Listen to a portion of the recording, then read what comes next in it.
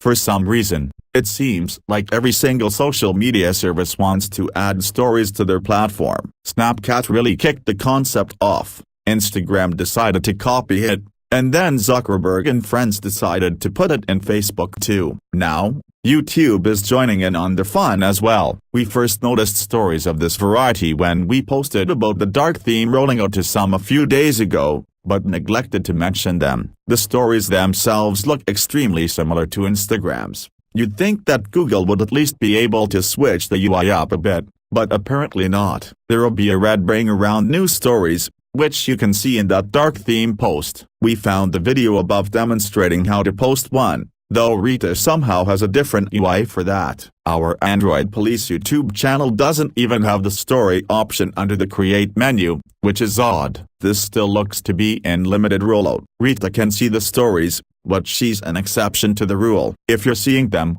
you, too, have been blessed with the almighty Google's service-side wand.